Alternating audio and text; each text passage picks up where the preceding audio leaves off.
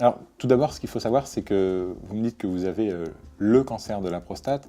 Ce n'est pas le cancer de la prostate, c'est un cancer de la prostate. Ce qu'il faut savoir, c'est que chaque type de cancer de prostate est complètement différent d'un individu à l'autre et que chaque cancer de prostate a son stade et son grade de gravité complètement différent. Donc ce que vous avez pu entendre éventuellement pour vos voisins, pour vos proches, c'est tout à fait difficile de l'extrapoler puisque le cancer de prostate doit être traité pour chaque individu en fonction de la gravité du cancer de prostate. La gravité du cancer de prostate, elle dépend de plusieurs choses. Elle dépend tout simplement de l'agressivité de la cellule. Plus une cellule qui se différencie vers une cellule cancéreuse est différente de la cellule normale, plus elle va tendre vers le côté tumoral, et c'est ce qu'on appelle une cellule indifférenciée.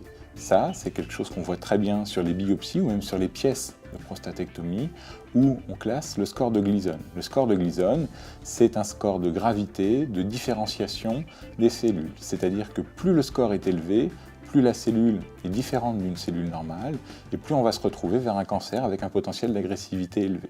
Donc chaque cancer de prostate est classé en fonction de son score de Gleason.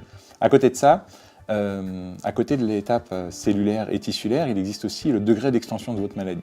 C'est-à-dire que le cancer de prostate peut être localisé simplement à la prostate, peut toucher la capsule de la prostate. La capsule de la prostate, on peut imaginer que c'est un petit peu comme une orange et que la capsule de la prostate serait l'écorce de l'orange et que le cancer de la prostate toucherait l'écorce de l'orange.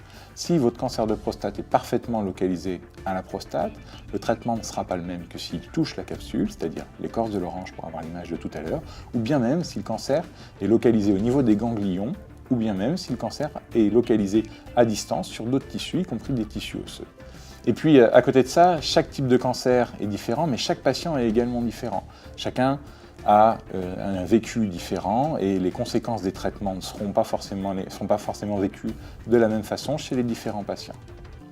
Et puis, il faut également adapter le traitement à l'âge et aux comorbidités des patients. Quelqu'un qui est jeune et en pleine forme, on ne lui proposera pas forcément la même chose que quelqu'un qui a déjà d'autres pathologies pour lesquelles il risque d'en souffrir davantage.